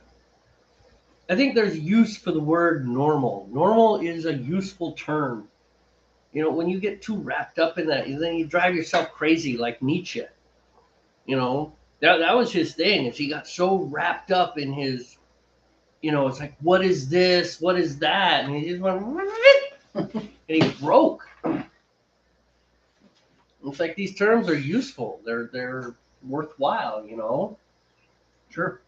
It's like in the special needs community. It's like it's okay that normal and handicapped, disabled, special needs, you know, pick your term, but it's okay to distinguish. Sure. You know?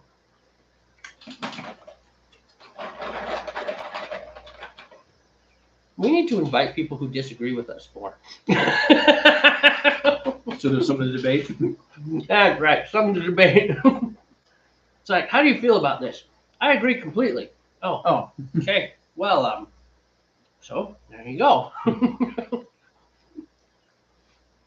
Even a contentious troll as the viewers would be great. Trolls, you are invited. Come on in. We may ignore you depending on how trolly you are. There's good trolling and then there's stupid trolling. Right. Stupid trolling is like mom jokes and stuff like that. Your mom doesn't like this. It's like, oh yeah, you're so intelligent.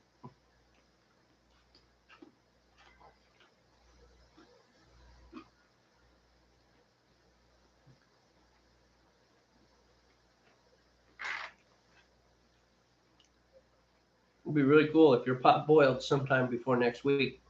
I'm watching it. That's why it's not boiling. I mean, I will take next week off of work to make sure that beer turns out all right. I got no problem with this. Oh, wait a minute. No, wait. I was kidding with the troll thing. Jade says that can be arranged. She's calling her friends. Hey, get over here. Wait. I mean, don't get me wrong. I will engage. I'm ready. But, you know, it's really the goal of the broadcast is not to be a we're not Joe Rogan. We're not Ben Shapiro. We're not Bill Maher. Right. Pick someone else who's controversial, who thrives on controversy. Who's that doctor, that psychologist from Canada? From Canada? Yeah, he's the Canadian psychologist. Dr. Phil? No. Like a lot Oh, of Jordan Peterson. Jordan Peterson. He's another. He creates a lot of controversy. Yeah, and he makes money off of it. I mean, there's no lie that these guys, and this is one problem, you know, left or right. It's something that your trolls aren't original. You're right, they're not. It was a bad example. I'm sorry. It was a bad example. I'm trying. But yeah, they do. You know, Ben Shapiro, as much as I enjoy watching him, and I like watching Jordan Peterson, you know, although sometimes sometimes he's hard to follow. He uses really big words, and a lot of times he poses questions without even attempting to answer them, and that's kind of his shtick, you know? Like he was talking about, and this was years and years ago. Come on, man, you can do it. But he was talking about, you know, conservatives and liberals or progressives, however you want to call liberals, they have a few different terms. But, you know, and this idea of like welfare and helping people who are down and out and things. And he mentioned ASVAB scores of all things. And he said that the military found that about 10% of the people that took the ASVAB, it was roughly about 10% of these people. I mean, their peak level was ditch digger. That's where that was top level functioning for them, you know. And he wasn't necessarily talking about mentally handicapped people or disabled people or anything. He was just talking like normal people who it's like your peak level of performance is digging a ditch or doing something very menial. Right. And he said that really poses a problem for the conservative response to homelessness or the conservative response to minimum wage jobs and things, because generally the response is, if you don't like how much you get paid, get a better job. Work hard, improve your education, make yourself more valuable, get a better job. That's the conservative response. So what do you do about this chunk of people that is not possible for them? Right. They can't. You know, they can't. It's like, it's not that they are not lazy. These are not lazy people. You know, Jim is not lazy. Why? He dug 4.5 miles of ditch in 2 days. That is not lazy. That is one hard-working son of a buck. But Jim is not going to ever be more valuable than being able to swing that shovel. Right. And the real problem, I see it. I see it. We're it. going back to pot cam. I have wiggle. Back to pot cam. It's like a movie where like the ground starts shuffling a little bit. You know something's gonna come up from the ground. You like tremors or whatever. Just hopefully, in your case, it's like the whole thing comes up and out and onto your garage floor. Bite your tongue, sir. I know you've got it under control. You're watching close. In any case, you know, so Jim is not lazy, right? We'll just take that. Jim is not lazy. Jim works his ass off. He works his ass off, but Jim he cannot get to that next. He's not smart enough, basically, to make himself more valuable than physical labor. And the unfortunate thing is that physical labor isn't highly valuable, because an incredibly intelligent person, you know, unless Stephen Hawking, okay, so he had a crippling disease, but you know, you and I, not to brag, folks, but you and I are fairly intelligent, right? We can move up, but we're also physically strong. We can dig ditches, right? So we can do an intellectual job and we can do the menial job, right? Sure. We can do both. Jim, our imaginary Jim, he can only do the menial job. And then what do you do with Jim when he can't do the menial job anymore? Because we're human. We physically wear out. Right? That is actually, you know, that's a tough one to put to someone who says, get a better job. You know, you want more money, get a better job. Easy, it's like, you know, and that's something you have to face. But I think one of the reasons that I'm a little more comfortable with it on my side of things, have fun with that boil. Really boiling, not so boiling. Really boiling. No, this is what I hate about my pot. I gotta Gotta work it, man. Try to, there you go. No, that's still aggressive. Yeah, it's kind of raging. We're going past roiling into raging. But we're not going over. That's what matters. As long as we're not going over the edge and onto the floor, that is the goal. That's where, yeah. All right. So the point being is that the danger of accepting this 10% too much is then you get to the point where people accept it as an excuse. Oh, right. You know, it's like, oh, they can't. It's like, yes, they can. Yes, I realize that 10% can't make it. But the truth is that the other 90% can. And you are just using this as an excuse to not try. You know, and it's like, I don't know. And begin. And begin. All right. All right. That got a little more exciting once you put that in there. Didn't you say it worked better if you kept it the top off? Oh yeah, because I think I could. I was able to. It got hot a little quick, did it? I was able to keep the spoon lower. Oh, get this. Those hops like really boiled up in there. There we go. You got it? Yeah. Come on. This is Come kind of on, fun to Chris. watch. There we go. Just trying to get these hops down there. Get in there. All right.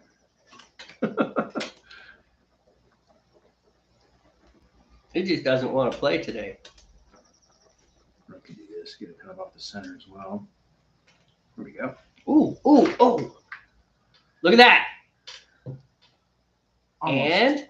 Almost. Not quite. I'm going to call it. I'm going to call it Textbook. textbook right there. By the way, mine's been textbook for about 40 minutes. Nice. There we go. All right, my timer's going. All right. So we're going to go ahead and dump this. I think I'm going to rinse it too. And stuff. Mm-hmm. And everybody can just watch pot cam. That's fine. It'll do its job. Oh, that was dumb.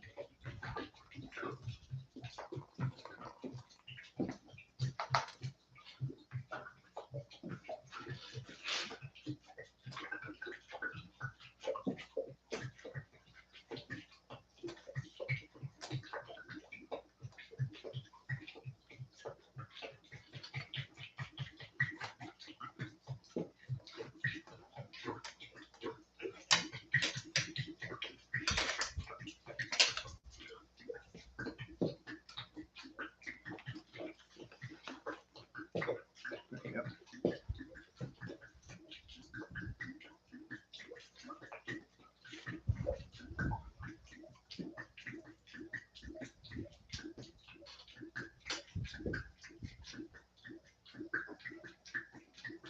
Any new commentary? Nope, the last one was the Your Mom Trolls aren't original. Right. Which is true. Well, there's a lot of trolls. You know, I take controversial opinions a lot of times on Facebook, and it is amazing the amount of people who, instead of attacking my position, just attack me. And all they say is, you know, you're stupid. Oh, look at this. Yeah, it's like you haven't attacked the issue. You haven't attacked my stance. You've just attacked me personally. It's like, it's cool to disagree, but Okay, disagree. come on. Right. Something better than you're an idiot. You're a stupid head. It's like, oh, way to go, you.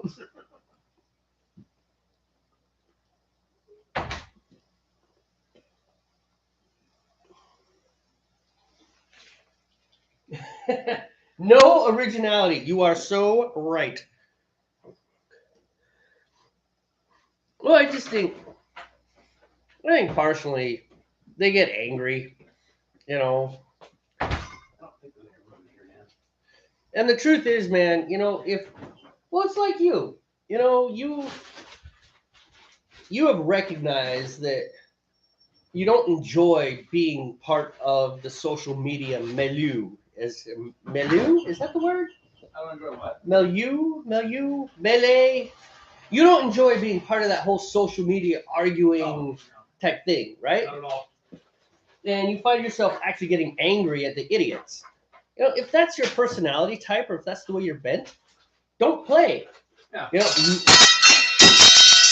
really? Yeah, really. It went away. You might need to wash that. Yeah, I'm gonna wash it. Which means all those hops are probably emptying into the. But that's fine. Yeah, mine's not dirty. It's just sitting on bags of grain.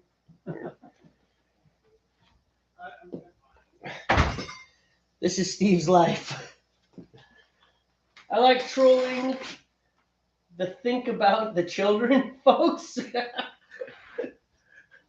Yes.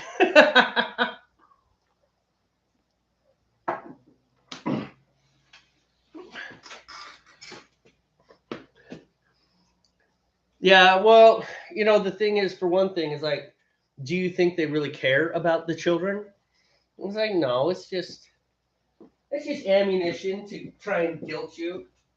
All right, I'm away from the monitoring because I got to dump this carboy and get it ready. Steve's right.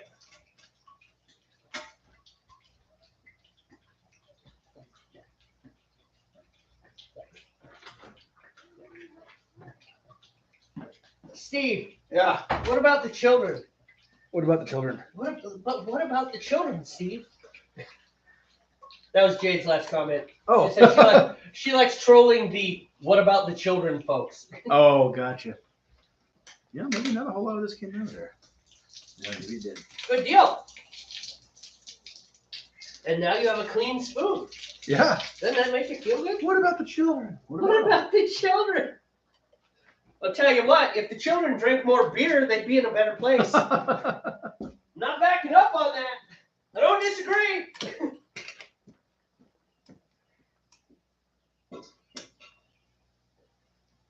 There we go. I think I finally stabilized it. Good Lord.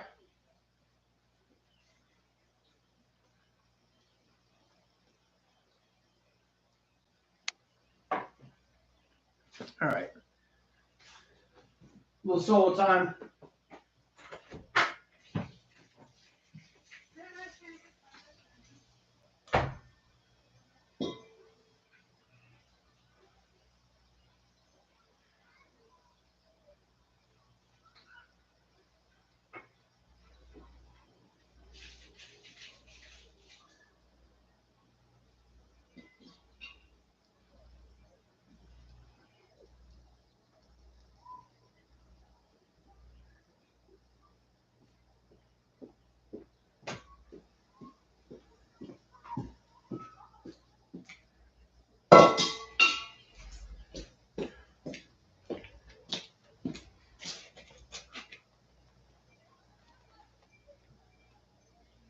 Oh, absolutely.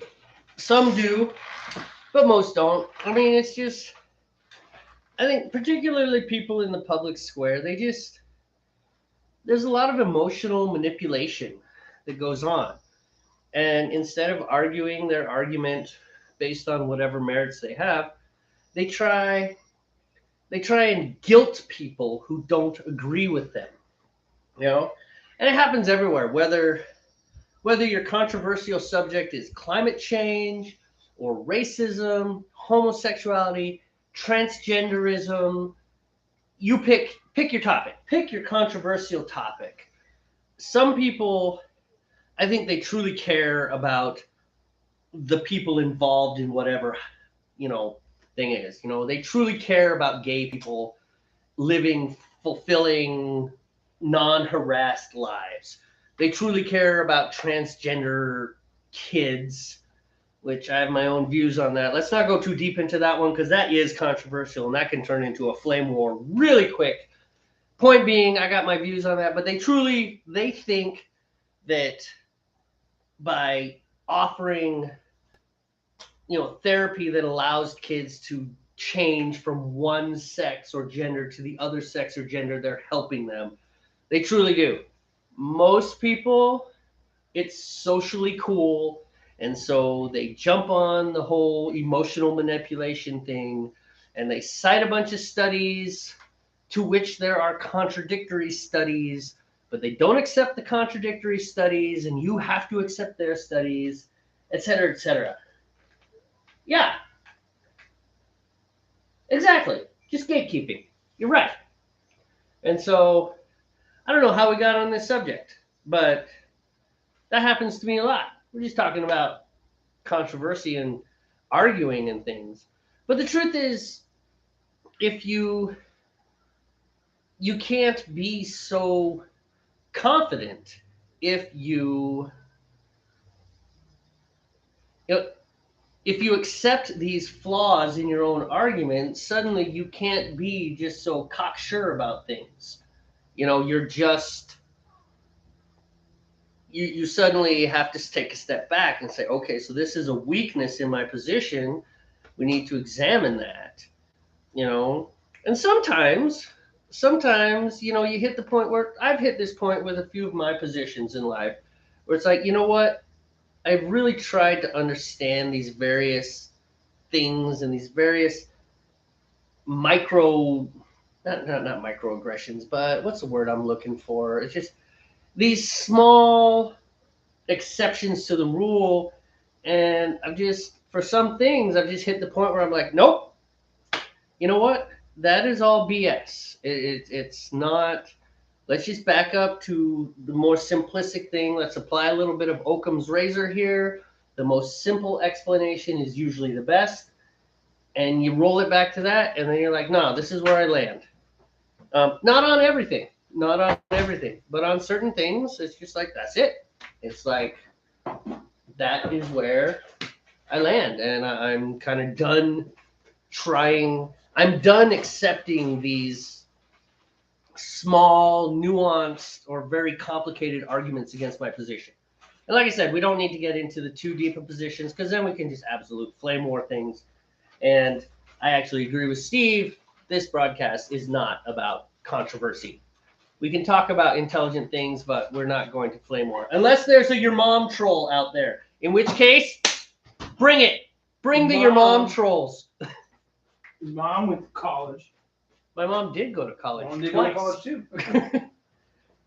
It's not such a bad thing. It's okay. I never understood that joke in Napoleon Dynamite. Yeah. It's like, I'm trying to go to college. Your mom went to college, and then she ran away. I was like, what? I don't get it. Why did you die down? Because it's your pot, Steve. Your pot. It was stable. I know. I didn't touch it, by the way. Did you open the door or something? I didn't. No, the door's been the same for the last 25 minutes. He's right there. I didn't do it. It's not my fault. Not my fault. You know what, though? I need to get my other hops because in 37 seconds or less, I need to add them. All right, we're good. All right, you under control again? For now. You got. Where'd my hops go? Upper. Upper. Top shelf. And no. To the left, up, white bag. Oh, way up here. Yeah. That way I can fit some of the water down there. No. Fair enough, man. The water needed to go in there. One of the downers of warmer weather is that our chill water right out of the tap isn't as cold.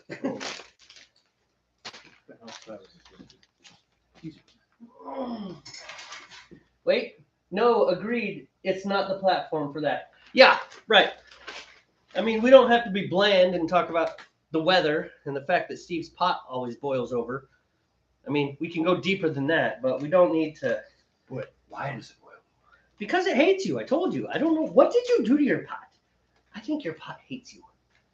Ah, man, 9:30. I missed it again. I might have insulted its mother.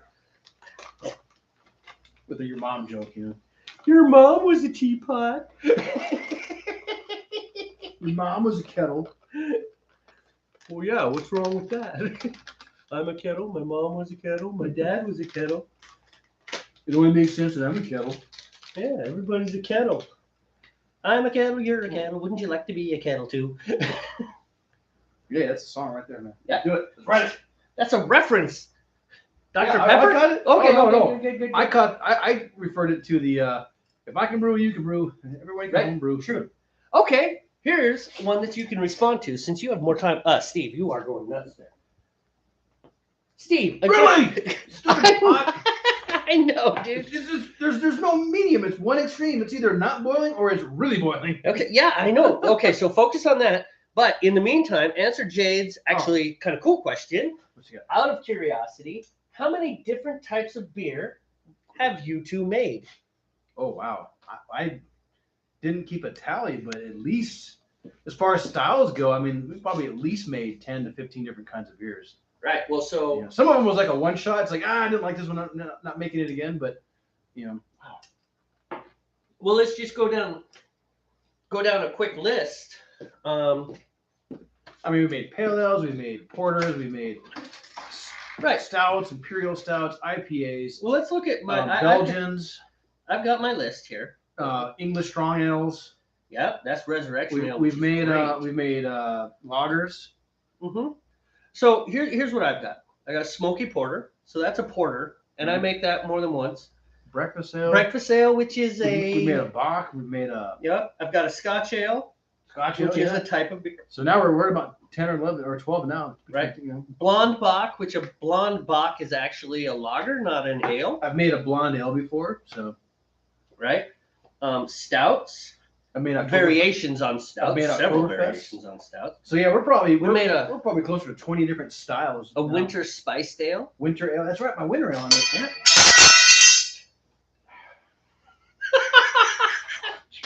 You want to go wash your spoon again? Yeah. Okay, that's good. Like in 2 minutes, we've got to wrap it up. Gotta say goodbye because I've got to fill my porter. Go wash your spoon, come back, and we'll say goodbye, and then we'll get.